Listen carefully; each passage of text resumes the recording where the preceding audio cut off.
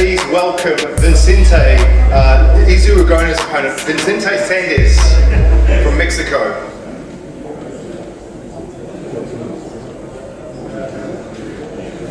And his lovely interpreter is Kelly. Hello, Kelly. Now, I haven't actually had an opportunity to speak to you guys yet, but just if you could ask Vincente on the microphone, and then he can answer on the microphone, just his thoughts of taking on Izu Ugonoh. ¿Qué piensas de la pelea con Izu?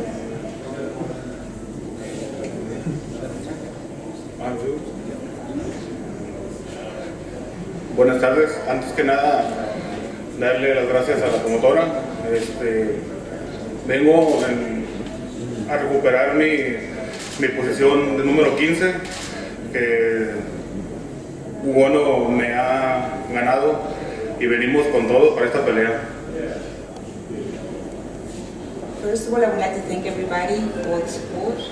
I've come here to gain back my ranking 15, and I've just come here with everything I can.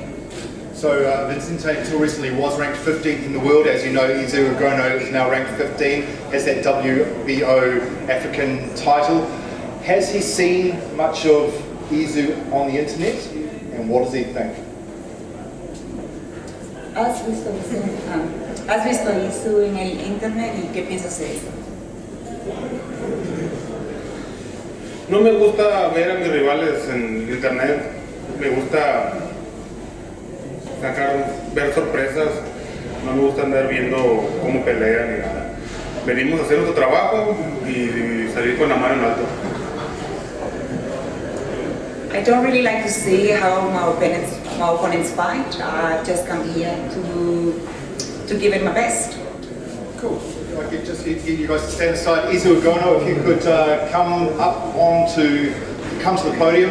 Now, Izu is currently ranked 15. It's been a moving year for him. He's probably a year behind, 12 months behind on how Joseph was. We said this year for Joseph it would be a moving year and he would get to number from 15 to 5, and he's achieved that. As you know, Izu lives with Kevin and also Joseph, and he's now up to 15 in the world. And next year is going to be particularly exciting for him, simply because we're very close to a 5-fight deal where he'll headline in Poland. He is going to be on Dancing with the Stars in Poland, joining the likes of previous boxers like Evander Holyfield and Floyd Mayweather, Costa Zoo, who have done that and really extended their profile. It's one of the biggest shows in Poland, and more than 4.5 million people watch it, so clearly more than the population of New Zealand watch it each week. So the chances, or the likes, probably Kevin, of Izu being on New Zealand cards aren't going to be too many in the future, because quite simply he's going to be a star in his own right in Poland. Just your thoughts, actually, if you come here, Kevin, and just your thoughts on Izu's increased profile in the last 12 months and the development. Well, I think the New Zealand public have witnessed Izu's development since October last year, when he first fought here in New Zealand and had his first fight with me. He has gone from, at that particular stage, a 6-round fighter now to a 10 and 12-round championship fighter. He's worked with two of the top world champions, Vladimir Klitschko and Romain Stavern.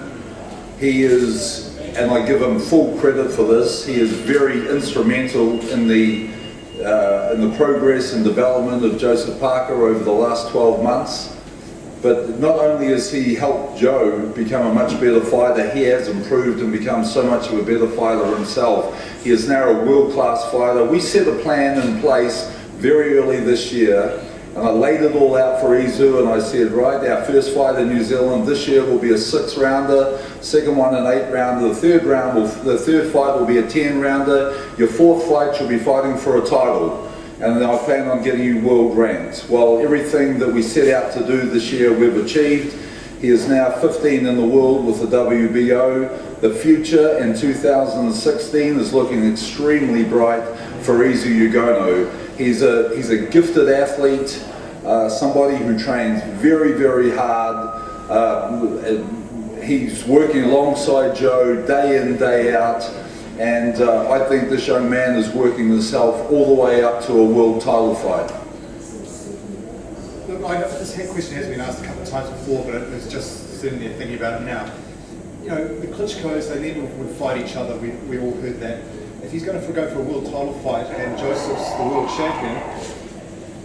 Well, you know, we said this right at the beginning when we started training together, and it was, in fact, before Izu ever signed the management agreement with me, one of the questions he asked, he says, well, you know, you're obviously very high on Joseph Parker. He's your main heavyweight. You know, he's been with you for a couple of years now. He said, so how does that work for me?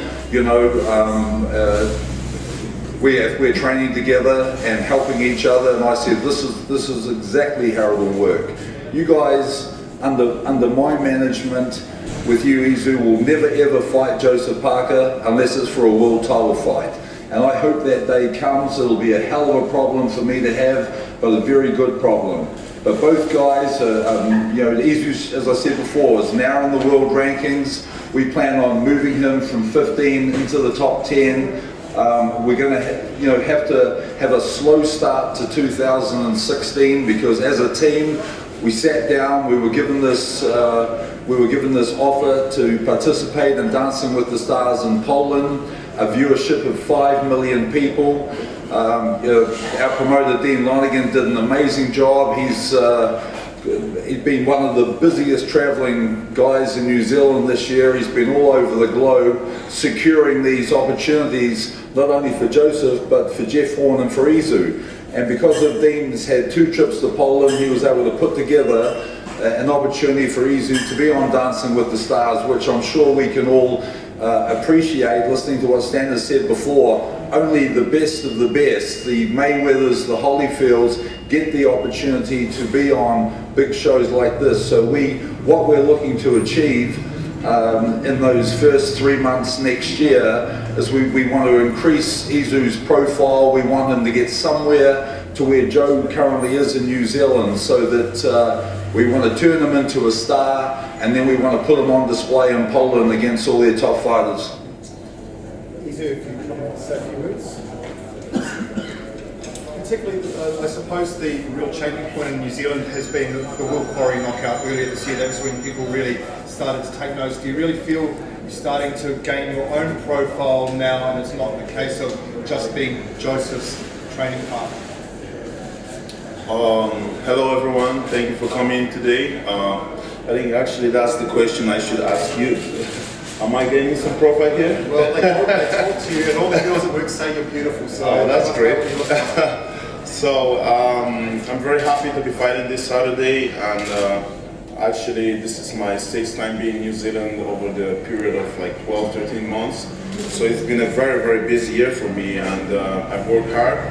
I have a great team behind me, working every day with Joe, working every day with Kev, and also his son Taylor Berry, and Tanya, who is a part of the team as well, back in Las Vegas. I feel like I have the right people around me. I do everything to work hard and give my best every day, and it's good to see that finally things are paying off. And that just shows me that the best way to get anywhere is just be determined, be focused, and work hard. I'm looking forward to fighting in Poland, and also to the big show that I'll be on, which is Dancing with the Stars. Kevin Barry now has 2 boxers ranked in the world's top 15.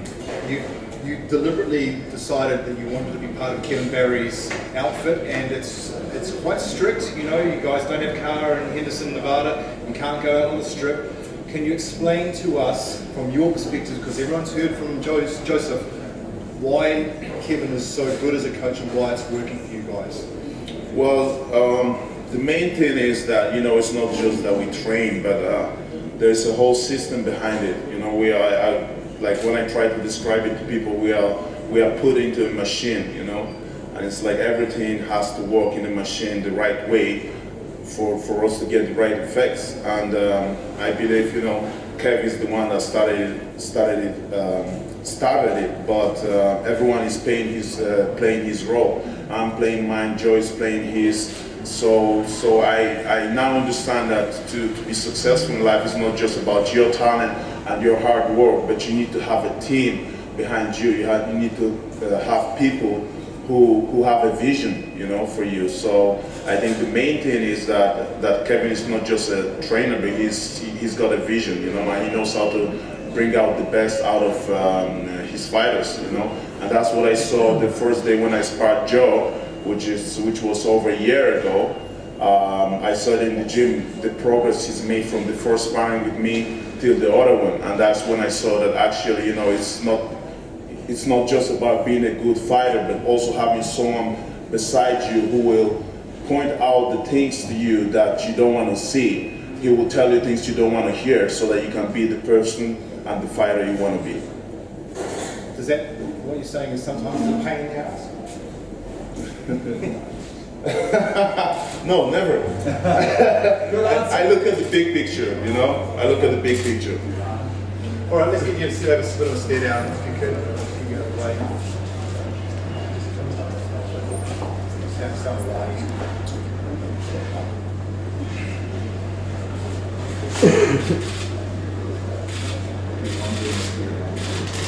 Fist up, fist up, fist up. Thank you.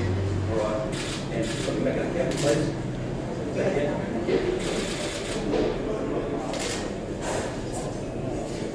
Andrew, I've got my steer down here.